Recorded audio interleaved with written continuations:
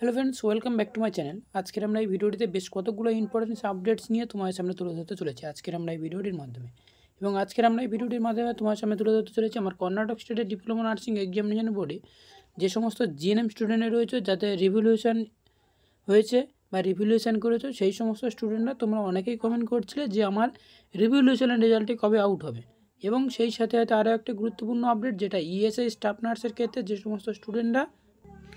সমস্ত স্টুডেন্টরা তোমরা ফর্ম ফিল আপ করতে গিয়ে যেখানে প্রচুর পরিমাণে প্রবলেম হচ্ছে, যেখানে বেশ কিছু যে সবথেকে গুরুত্বপূর্ণ যেটা হচ্ছে কি প্রবলেমটা হচ্ছে, সেটা হচ্ছে কি তোমরা ওবিসি যে সমস্ত ক্যান্ডিডেট রয়েছে সেই সমস্ত স্টুডেন্টদের সবথেকে গুরুত্বপূর্ণ প্রবলেমটা হচ্ছে, সেটাও নিয়ে আজকে আমরা এই ভিডিওটিতে আলোচনা করব। এবং সেই সাথে আরও একটা আপডেট তুলে ধরবো, সেটা হচ্ছে কি দেখো, ওয়েস্ট বেঙ্গলের আন্ডারে যে সমস্ত স্টুডেন্টরা রিসিভ প্রোফাইল রেজিস্ট্রেশন ভেরিফিকেশান করতে এসেছিলে বা ভেরিফিকেশানের জন্য তোমরা অ্যাপ্লাই করেছিলে, কিন্তু এখনও এনওসি এখনও পর্যন্ত আসেনি, এদের বেশ তোমার 2 মাস 3 মাস হয়ে গিয়েছে, যে সমস্ত স্টুডেন্টরা তোমরা কমেন্ট করে বলছিলে। তো সেই সমস্ত আপডেটগুলো নিয়ে আজকে আমরা এই ভিডিওটিতে একবারে স্টেপ বাই স্টেপ আলোচনা করব। ফার্স্ট টাইম যে আপডেটটা নিয়ে তোমাদের সামনে আলোচনা করব, ওয়েস্ট বেঙ্গলে রিসিভ প্রোফাইল রেজিস্ট্রেশনের জন্য যে সমস্ত স্টুডেন্টরা তোমরা কমেন্ট করেছিলে যে দাদা বলছিলে কি আমার এখনও এনওসির এসএমএস আসেনি। অ্যাকচুয়ালি এনওসির এসএমএসটা যেটা কাউন্ট হয় সেটা হচ্ছে কি তোমার যে মাসে তোমার ভেরিফিকেশান হবে সেই মাসের নেক্সট মান্থ থেকে তোমার ভেরিফিকেশানে কাউন্ট হতে থাকবে। কারণ সাপোজ তুমি জানুয়ারি মাসে তোমার রিসিভ প্রোফাইল রেজিস্ট্রেশনে ভেরিফিকেশান হয়েছে এবং ভেরিফিকেশান হয়েছে তোমার 1 তারিখে, বাট তোমার কাউন্ট হবে সেটা হচ্ছে ফেব্রুয়ারি, মার্চ, এপ্রিল, এইরকমভাবে তোমাদেরকে কাউন্ট করা হয়।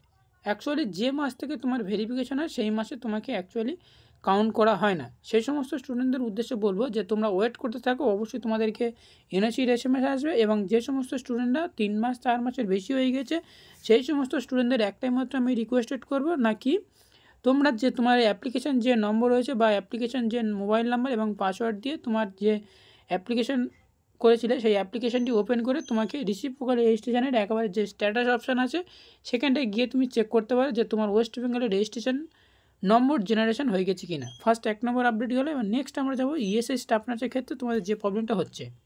ইএসআই স্টাফ নার্সের ক্ষেত্রে যে প্রবলেমটা হচ্ছে, তোমরা যে সমস্ত স্টুডেন্টরা তোমরা ওবিসি ক্যান্ডিডেট রয়েছে সেই সমস্ত স্টুডেন্টদের তোমাদের সার্টিফিকেটের নম্বর বা সার্টিফিকেটের ডেট ভেরিফিকেশান যখন তোমরা অ্যাপ্লাই করছো তখন নিচ্ছে না বা তোমাদেরকে সমস্যা হচ্ছে।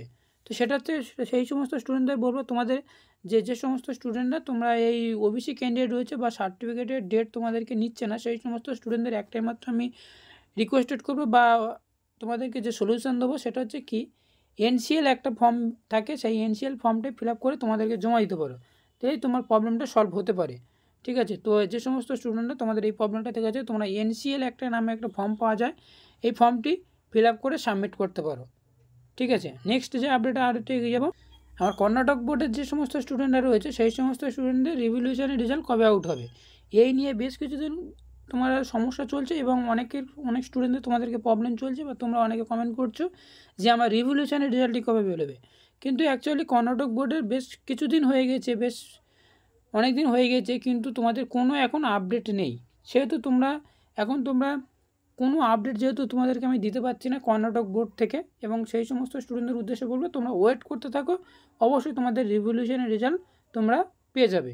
আর একটা রিকোয়েস্টেড করবো, সেটা হচ্ছে কি তোমাদের যখন রিভ্যালুয়েশনের রেজাল্ট তোমাদেরকে আউট হবে, তোমরা এখন মাঝে মাঝে তোমরা চেক করতে পারো, কারণ কখন এক এক সময় এমন কিছু হয় যে সার্ভারের প্রবলেমের জন্য তোমাদেরকে রেজাল্ট এখানে শো করানো হয় না বা লেট দিতে হয়। তো সেই সমস্ত স্টুডেন্টদের উদ্দেশ্যে বলবো তোমরা যেভাবে তোমরা রেজাল্ট দেখো অ্যাকচুয়ালি সেইভাবে তোমরা রেজাল্টটি চেক করতে পারো। তো তোমরা ওয়েট করতে থাকো, অবশ্যই তোমাদেরকে অ্যানাউন্স করা হবে এবং সেই সাথে সাথে মেডিকেল লাইভ ইউটিউব চ্যানেল তোমাদের সাথে জানিয়ে দেবে। তো thank you for watching video. বেশ কতগুলো আপডেট নিয়ে আজকে আমরা ভিডিওতে ডিসকাস করলাম।